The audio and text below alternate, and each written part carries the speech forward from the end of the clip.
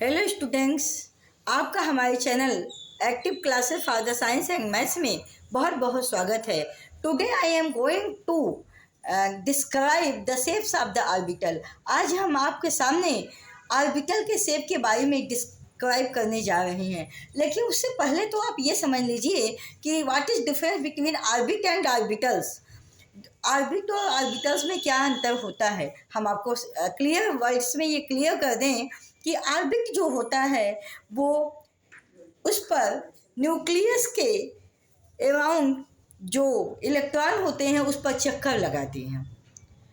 जितने भी ऑर्बिट्स होते हैं 1 2 3 के एल एम एन ऑर्बिट, जितने भी ऑर्बिट्स होते हैं सब पे इलेक्ट्रॉन्स एक नंबर में अपना मूव करते हैं अपनी एक एनर्जी के, एक फिक्स एनर्जी के साथ।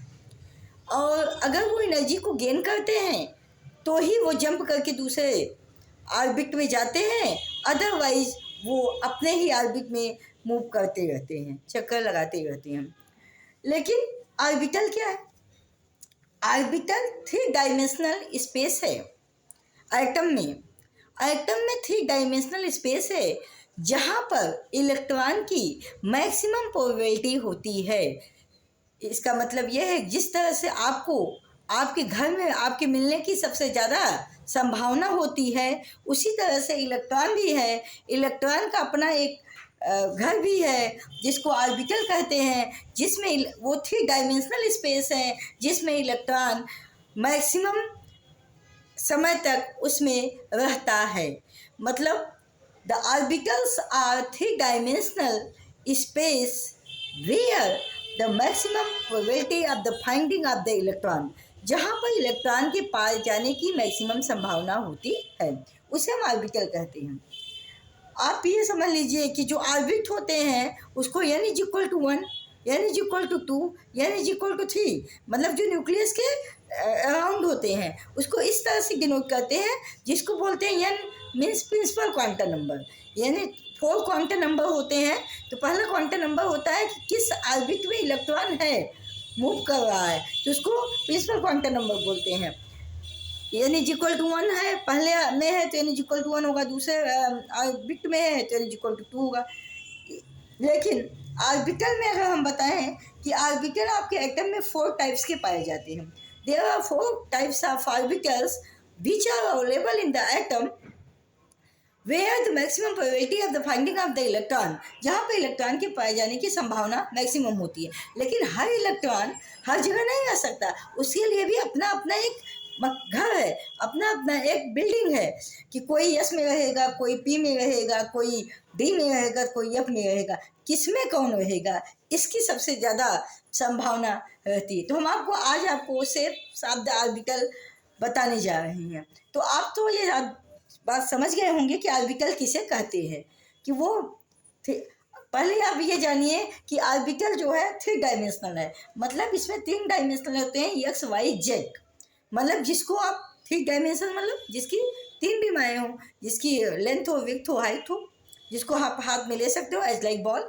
तो आप शेप्स ऑफ ऑर्बिटल में पहले ऑर्बिटल को आप देखिए जिसके लिए एजीमुथल क्वांटम नंबर l = 1 होता है। यस, उसको बोलते हैं यस ऑर्बिटल। यस ऑर्बिटल का जो शेप होता है गोला होता है, स्फेरिकल होता है।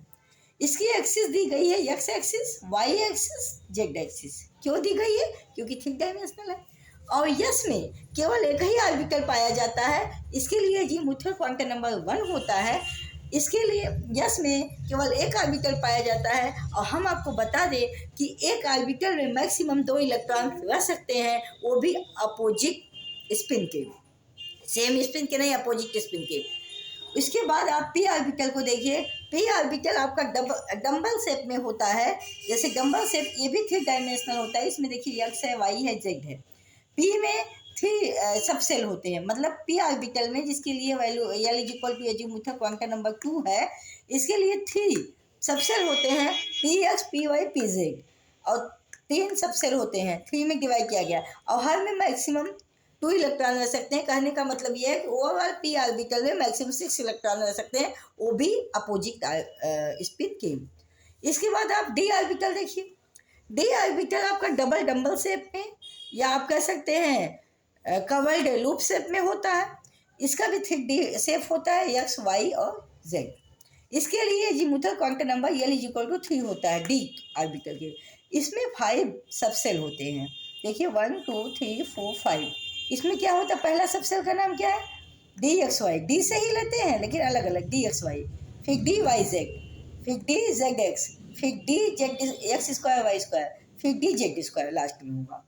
इसमें भी एक ऑर्बिटल में मैक्सिमम 2 इलेक्ट्रॉन रह सकते हैं, लेकिन पूरे डी ऑर्बिटल की अगर हम बात करें तो मैक्सिमम 10 इलेक्ट्रॉन रह सकते हैं, वो भी एक ऑर्बिटल में अपोजिट स्पिन के इलेक्ट्रॉन रह सकते हैं। इसके बाद आप आइए एफ ऑर्बिटल। एफ ऑर्बिटल जो होता है आपका, इसमें मल्टी लूप्ड स्ट्रक्चर होते हैं। ये भी 3D शेप का होता है, एक्स वाई एंड जेड। इसमें azimuthal quantum number D orbital के लिए L इज इक्वल टू 4 होता है। इसमें मैक्सिमम 14 इलेक्ट्रॉन रह सकते हैं और एक ऑर्बिटल, एक सबसेल में मैक्सिमम 2 ऑर्बिटल अपोजिट स्पिन के रह सकते हैं। इसका नाम देखिए, इसका नेम है एफ जेड क्यूब। सेकंड वाले का नेम है f x z square. Third वाले का नेम है f y z square. Fourth का है f x y z. Fourth का है f z x square y square. Fifth का है एफ एक्स, फिफ्थ वाले का है z square 3 y square. And last वाले का है कि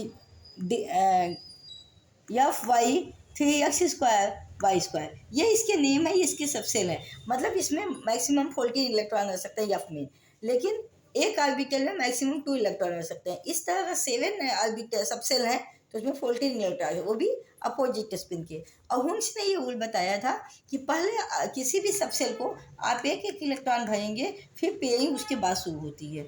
आप ये जानिए, हम यहाँ पे मैक्सिमम की बात किए हैं, मैक्सिमम रह सकते हैं, लेकिन इससे कम अगर कोई एटम है, उसका इलेक्ट्रॉनिक कॉन्फ़िगरेशन कम हुआ है, तो इससे कम के इलेक्ट्रॉन भी भराए जा सकते हैं, लेकिन मैक्सिमम इससे ज़्यादा नहीं हो सकते। तो हुंस ने ये बताया था कि हर सबसेल में पहले एक एक इलेक्ट्रॉन भरे जाएंगे, उसके बाद जो इलेक्ट्रॉन बचेंगे उसका पहले वाले सबसेल से पेयरिंग होगी। मान लीजिए यहाँ पे 10 ना हो के एक ही इलेक्ट्रॉन बचा, तो 1 2 3 4 5 6 7 8, तो यहीं तक का भरा जाए। यहाँ एक एक बचेंगे और यहाँ पे आपको डबल होंगे। और आप ये जान लीजिए कि अगर इलेक्ट्रॉन पेयर्ड में नहीं होते, अनपेयर्ड होते हैं, तो वो एटम कलर्ड होता है, कलर शो करता है।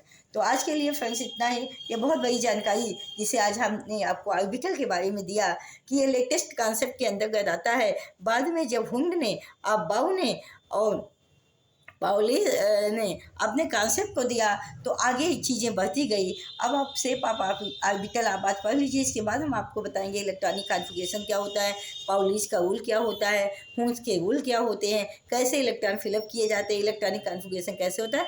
ये कल की टॉपिक है, लेकिन आज ये स्ट्रक्चर आप याद दिमाग में रखिए कि माइंड में आप सेट कीजिए कि इस तरह से ऑर्बिटल होते हैं और इसके सबसेल भी होते हैं जो कि इसके पोजीशन को बताते हैं कि कैसे इलेक्ट्रॉन इसमें रहता है। तो आज आपके लिए इतना ही। Thank you so much. Good night, all the best, take care friends.